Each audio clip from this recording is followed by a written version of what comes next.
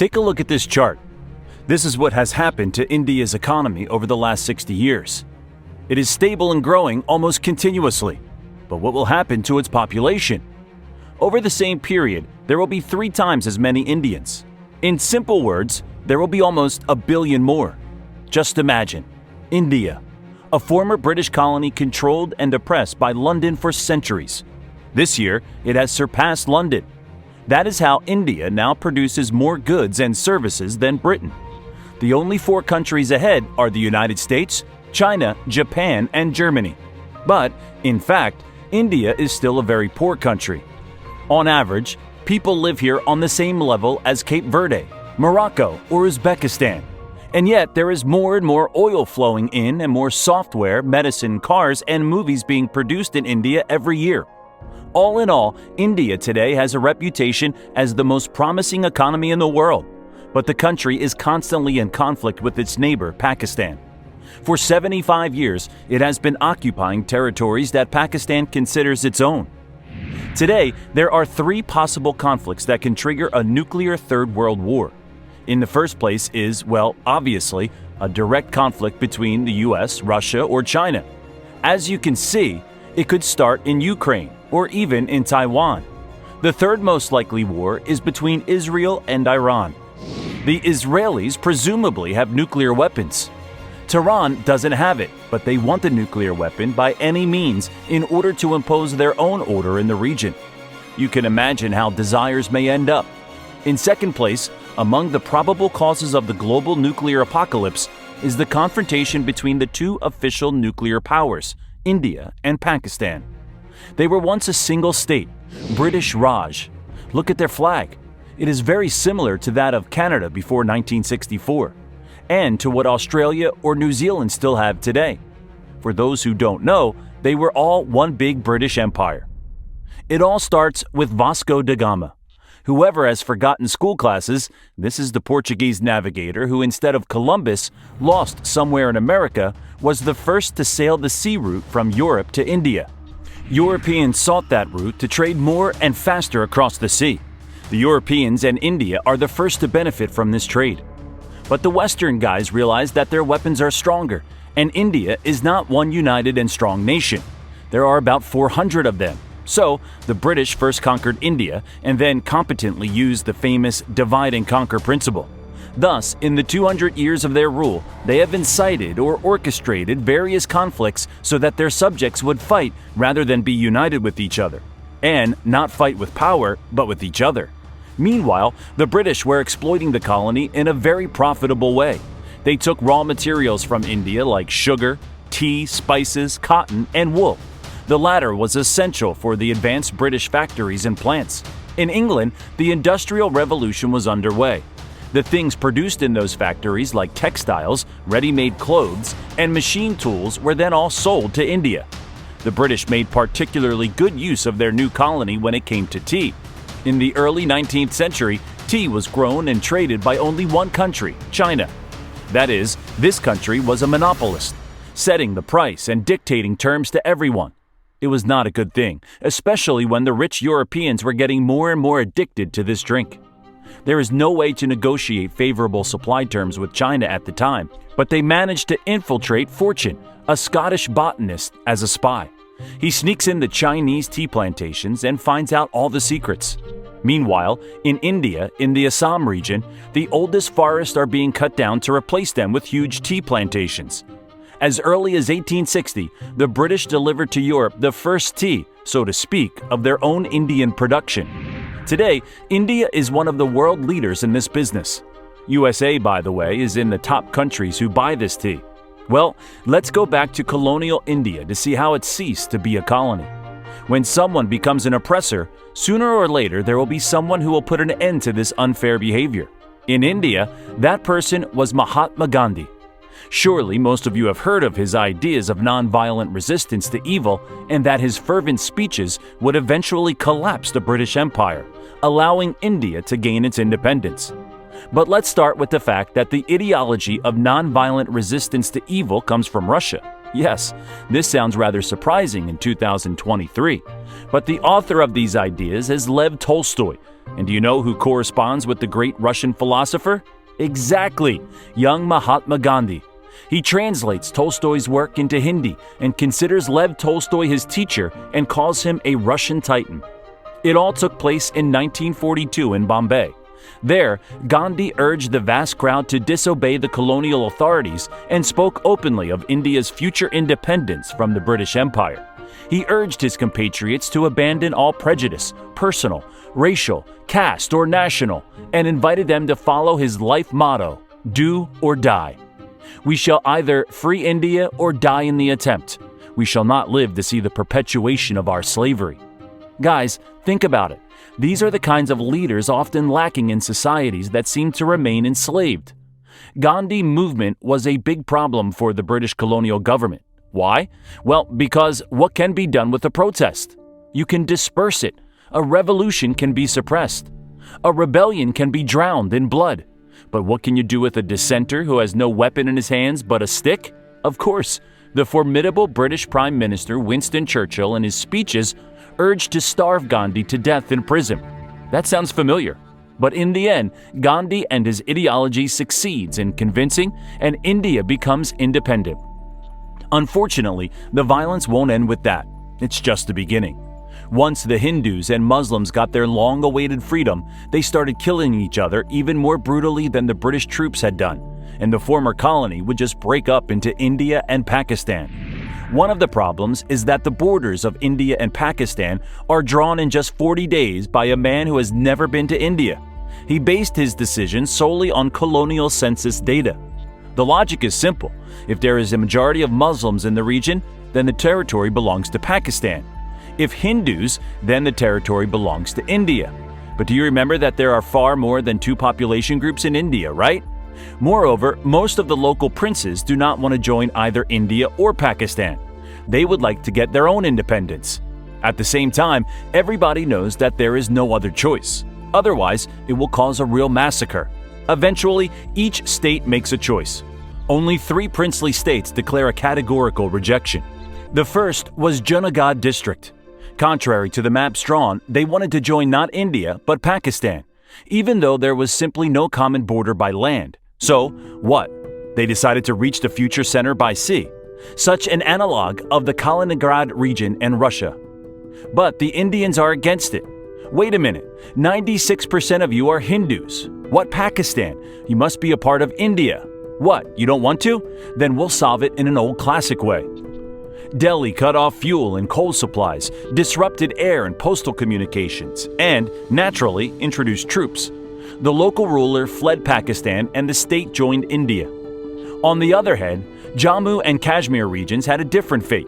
About 77% of people there were Muslims, but the local ruler was close to India and did not want to become a part of Pakistan. He suggested to live independently and just make profitable trade agreements with no obligations. At that point, Pakistan reflected, "They're taking our Muslims away. They need to be protected right now." So, the Pakistani military invaded the recalcitrant principality, trying to take it by force. In response, the local leader asked for protection from India and ended up signing an act to accede to it, rather than to Pakistan. How does it all end? These territories have been disputed for 75 years, and there is a constant war over them. Check it out. 60% remains under Indian control, 40% under Pakistani control. It's true, the Chinese have taken a piece of it. At the same time, both consider the princely state as their own, and the land that was taken by the enemy is called occupied. But even without these disputed territories, once the borders are approved, so much panic and bloodshed broke out. Muslims from India were rushing into Muslim Pakistan, and Hindus from Pakistani territory were fleeing in the opposite direction. Eventually, national strife resulted in 1 million people being killed and another 13 million being forcibly relocated. But don't assume that Pakistan is now purely Islamic and India has become purely Hindu. No, officially there are 200 million Muslims in India. Think about it, this is the population of a huge country. In fact, Pakistan has about the same number of Muslims, 212 million. It seems that they have nothing to divide since they are so similar. But if you've noticed, there's a third country in this controversy. China. Back in the 60s, Pakistan intentionally ceded part of its territory to the Chinese for military and diplomatic aid. You know, like developing a military strategy to contain India. Why? Because India is China's main competitor in the region. Note what a curious episode happened in early 2022. On January 25th, Xi Jinping holds an online summit with the presidents of Central Asia, namely Kazakhstan, Uzbekistan, Kyrgyzstan, Tajikistan, and Turkmenistan. 2 days later, the Indian Prime Minister held exactly the same online summit with the same lineup. Why didn't they all meet together? Or invite Putin when Central Asia is being snatched from under his nose? On the one hand, China clearly has more money and technology. For example, they promised to buy more food from these countries, build gas and oil pipelines, as well as modern roads in order to bind their neighboring countries completely. At the same time, all Central Asian countries follow Islam, and of course they know how the Chinese treat their local Muslims in the provinces, as well as what kind of repressions are done against those who disagree with the policies of the party. Do you remember how many Muslims there are in India? It may not be as rich and influential, but perhaps it will be more familiar and understandable, unless it doesn't start harassing Muslims, since there are some prerequisites for such treatment. India is more comprehensible and closer to Western civilization because it is the second country in the world after the US by the number of English-speaking people, 130 million. Even in the homeland of English, the UK, there are half as many. Today, India counts on these English-speaking and educated people. There is a list called Fortune 500. You've probably heard of it. It includes the top 500 companies in the world. Well, up until 5 years ago, 185 of them were using Indian software. That is, when you have tens or even hundreds of millions of educated native English speakers, you become a key player in the IT market, because almost all your IT specialists are fluent in the official international language. By the way, China and Russia can't boast of this. As for statistics, given the huge population, you're going to have a lot of IT specialists anyway. Currently, there are almost 5 million IT pros in India. How could there be so many of them? It all starts right here, in the city of Bangalore. Today, it is called India's Silicon Valley, because almost all of the major local startups are born here, and Google, Apple, Microsoft, IBM, Adobe, SAP will open their offices here. We can say that India is one of the leaders in IT. But half a century ago, they don't think about IT here. They think about developing the latest technology for the Indian defense industry. So, the government chose a city where a lot of people lived. Bangalore is in third place, after Delhi and Mumbai, and on the other hand, it is equally far away from India's two main competitors, Pakistan and China. Back in the day, the Soviet Union was looking for such a place to build the Baikonur Cosmodrome. Well, to prevent Western spy planes from flying in and revealing the Soviet project of the century, therefore a deaf Kazakh steppe was just the right place. Let's get back to India. The first time after independence, it lived according to a planned economy, and Bangalore was more like a research institute in the Soviet Union than garage startups in San Francisco. But in the 80s, when the Soviet Union started to fade out before the eyes of the whole world, countries like China and India understood that it is possible to plan all the innovations from above. Besides, nothing is possible without Western money and technology. They started to grant more space to private entrepreneurs.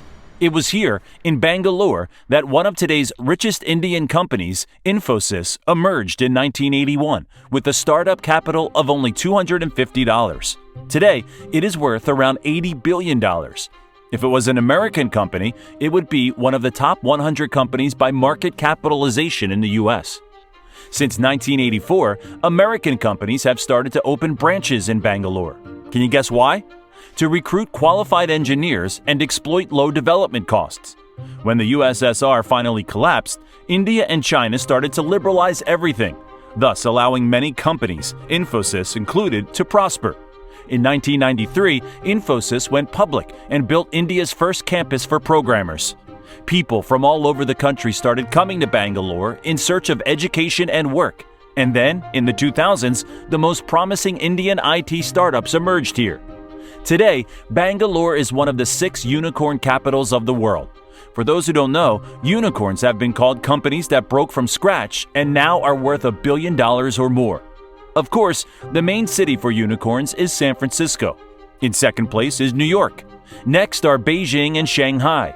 Fifth place, according to statistics, is London, and at the end of the list is Bangalore. But just because there are 5 million IT professionals who are living well in the country is no indicator for everyone else, because they are billions more. You've probably heard that India today is being described as the equivalent of China 20 to 30 years ago. Rapid economic growth, huge population, and cheap labor.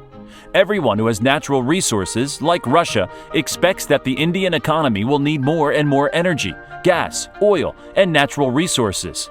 Indeed, India is now the third largest consumer of oil after the US and China. Meanwhile, those who want to produce something cheaper are also looking toward India and its billion manpower. But the difference between India and China is that they choose a different development model. Beijing, in its time, accurately copied the success of the so-called Asian tigers, South Korea, Taiwan, and Singapore. So first, in the 1980s, Deng Xiaoping attracted big Western money to build endless factories and plants with former Chinese peasants, actually replacing robots for a mere pittance. Meanwhile, despite its huge and cheap population, India chooses a different path, not to produce consumer goods for the whole world, but to take the lead in sophisticated areas. This is software, pharmaceuticals, spare parts. They need people with costly and specific education. That's how the English-speaking Indian minority benefits, while the rest of the population suffers poverty. When you have 1 billion of people living like that, things don't look so promising for the future. As early as 2023, the UN predicts that India will overtake China and become the most populous country in the world. Most importantly, the people there are much younger than in all developed and growing economies. Half of those living in India are under 25.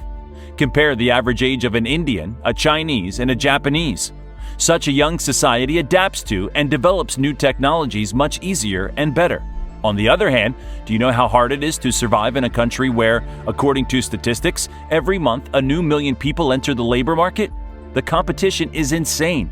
Imagine how important it is that the country with the largest and youngest human resource does not fall into any kind of nationalism, into a big war with its neighbors, be it China or Pakistan, but keeps its economic growth and pulls everyone else along with it. We're curious to hear your opinion about this video in the comments. At this point, we get to the end of our video. We hope you enjoyed it. Make sure to subscribe to the channel and hit the bell icon and give this video a big thumbs up.